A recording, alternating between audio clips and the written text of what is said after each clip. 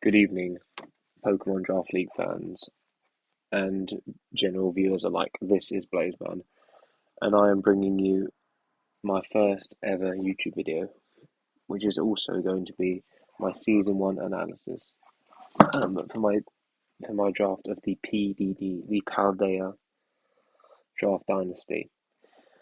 I'd first off like to give a couple of shout outs before beginning this video. I would like to shout out my good friends KJ2294 and Eli the Rebel, both of which have helped me immensely along my journey to get to this video, as well as helping me get into this league. They're both very good friends of mine who I've known for a while now, and KJ is a mod of this division, so I'd like to thank him as well as the other mods, Killer Boom, Paldel, and anyone else who is a mod.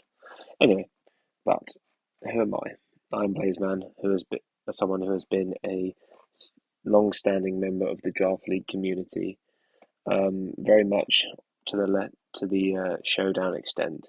I've participated in tournaments, divisions, and leagues of such natures. But I thought it was time to expand my horizons and focus exclusively for this YouTube channel on the Wi-Fi draft league scene. Thankfully, the 60-minute timers are back, so we're good to go. But yes, that's a little bit about me. But let's get into the draft, which is what everyone is here for. So, there was 14 teams and we got the 11th pick, and with our first pick we decided to pick the GOAT, that is Ursaluna. Now this one is an amazing Pokemon. It is the textbook definition of bulky offense. It is both an amazing wall breaker and a phenomenal bulky pivot, should it be need to use in that way. It has three great abilities: Guts, Bulletproof, and Unnerve, all of which will be very helpful in future matchups. And it is a phenomenal AV check, and it has great ways to step as well. So as the pick came back to me, 6 picks went by, the next pick came back to me. Goldengo fell to me, which is another mon I've wanted to use. Good old Plank. Anyone who gets that reference, I'd appreciate it.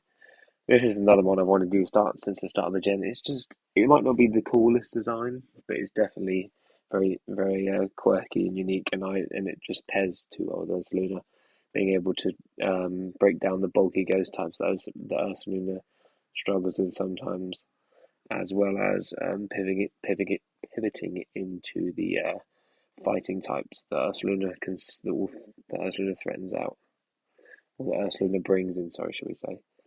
So these two pair very well together and will form a very good offensive combination duo, which will be the backbone of my draft. Now, my third pick, I wanted to get some good speed as these two on the fastest Pokemon. I wanted some pivoting to get these two threats in, and because it's Gen 9, every other mon gets a hazard setter. Is a hazard setter, so let's draft some hazards. But I also wanted a strong psychic type, so you're probably thinking, yes, that is right, Azelf as our third pick. This one I have used in previous draft leagues, not to an amazing success. It's always been a utility piece, but now I'm really hoping for it to shine in this generation as a strong offensive wall breaker. And as anyone who plays Gen 9 knows, there's one thing that is the equivalent to gold is hazard removal, and good hazard removal at that. So I've chosen one that I previously didn't think much of, but I'm hoping it will shine in this season, and I've chosen Quaquaval as my rapid spinner.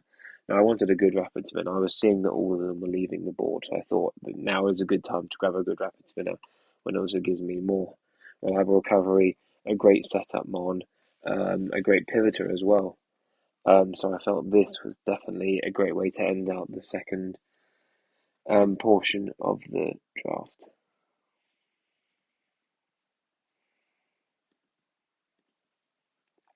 Now, on to my fifth pick.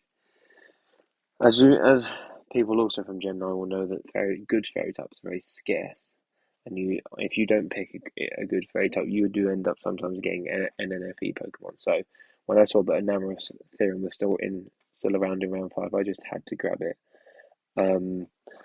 Now, not only is it a great resist to the fighting switch-ins for us, in the ground switch-ins, the ground mons for Goldengo, the fighting types, not fighting types, the dark types for Azelf, and the grass types for Quackleval, but it also has amazing coverage in Earth Power, Mystical Fire, um, Moonblast. It gets Calm Mind, it gets Agility, it gets Healing Wish. All great moves, all of which I feel will be very helpful in aiding this team. Now, the PDD has a specific rule set for Terra Captains. As we all know, Gen 9 is a very big factor. So the rules are you can choose two Mons, two Terra Captains as long as they're two Terra Captains or three Terra Captains as long as they equivalent to 15 points. So I saw that a couple of the good 9-point Terra Captains were going, so I wanted to make sure I secured mine before it didn't get back to me. So I decided to go with Kilowattrel. And now the Terra types I've chosen for this mon are Flying, Water, and Ice. So Flying type just to give me a more reliable stab option for flying moves, so I don't have to rely on Hurricane or Air Slash. Water, given the prevalence of ground types, I can really hit them hard with the water moves, and honestly, a water type with Volt Absorb is just too good to let go. And Ice I felt would be useful in some of my matchups. I debated ground I spoke to some friends about it, but ultimately I felt Ice was better. Shout out to KJ as well. He pushed me on this decision, so I greatly appreciate that. And I'm hoping it'll be a strong option for some of my matchups. And obviously, Volt Absorb patching, helping Aluna patch the electric weakness between Enamorus and Quackleval. So the draft goes back down to 14 and comes back up.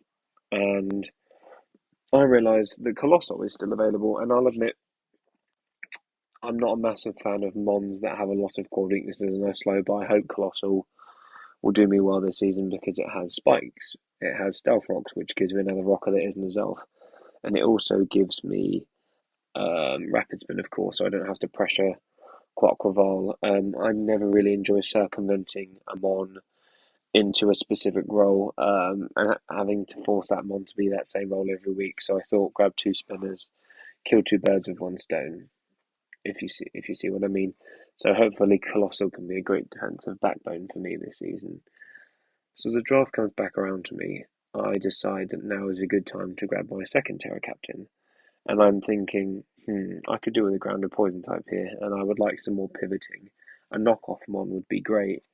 And I could also do with a ghost immunity. So you're probably thinking that's a lot of role compression, and you're right. There is one Pokemon that fills all of these boxes, and that is Grafire, which is also, as I mentioned, my second Terra Captain. So, as in the PDD, the Terra types go as such. You can choose one or two of your stab types, and then one or two and two other types. So I've chosen Poison as the stab for Grafire, and I've chosen Dark to beat those pesky, bulky Psychic types. And I've also chosen Ground type to beat the Poison types and the Steel types that want to switch into Grafire. Now my good friend Eli the Rebel was trying to get me to run Flying type, but I said I felt that having a second Ground type on this team will really help. Not only allow Ursaluna to pair and break the bulky Steel types, but also to remove the threat for Grafire as well. Now, my ninth pick as we're getting into the latter half of the draft here, we've got Thwacky for 2 points, which I feel for a 2-point mon is honestly quite a steal. Not only does it give me knockoff and U-turn, it also gives me grassy surge, which will give passive healing back to a lot of my mons, which is ideal because not all of them have reliable recovery, especially Ursaluna and the big bear himself, Coda. Shout out to Brother Bear Films. But yes, I also felt that having being able to patch that ground weakness we've got with Goldengo and Colossal will be very ideal. But I have 4 ground immunities, but this is a ground resist. So for 2 points, it's too good to pass up. As we're entering the last couple of picks, yes, that's right. Your eyes do not deceive you. I have drafted Grumpig. Now, this mon gives me a solid light screen mon, a solid reflect mon, a solid trick room mon, a solid bulky psychic type, and a great ability and thick fat to help patch those fire and psychic weaknesses, fire and ice weaknesses, which I don't have a great deal of, but for 2 points, how can you say no? Now, as the draft comes back around to me, it's time for the final pick, and I think I can do with some more special offense. So, this is where Hydreigon comes involved. Hail Hydra. This mon is, albeit losing Roost and Defog this generation, this mon is still an exceptional wall breaker, both physically and specially, with access to Dragon Dance, Nasty Plot, Choice Scarf. This mon is still going to be just as good as it was in its heyday, and I know that I will be able to utilize it to the best of my abilities. I will certainly try. But yes, so with that rounds out the draft for the Winchester Medichams, and I suppose what better way to end the draft analysis than to reveal my new logo, which I've had especially commissioned. Um, I've had especially commissioned for this league by a phenomenal artist whose links I will leave in the description below. Shout out Killer Boom's fiance, Raina, I believe her name is, and I will leave her links in the description. If you're looking for logos to be commissioned, I highly recommend her. And here we are, the Winchester Medichams. Now, I know we're going to be new to the Draft League scene on the Wi-Fi on YouTube, but I hope you have all enjoyed this video, and I hope you can kick punch that like and subscribe button, as I obviously am not um, looking to do this for anything more than just some fun with some friends. But I would obviously appreciate any like and subscribes anyone is willing to give, and if anyone would like to leave any comments in the comment section down below, I'd greatly appreciate that. Any queries or questions or concerns you have for the season, or even about the YouTube videos in general, I would greatly appreciate it. Now, this week one will be going up 1 week from this video, which is being released. This video is being released on the 5th of August, so you can expect the week one team builder and battle to go up on week one. Now, that is all. And as always, this is Blazeman signing off. Peace.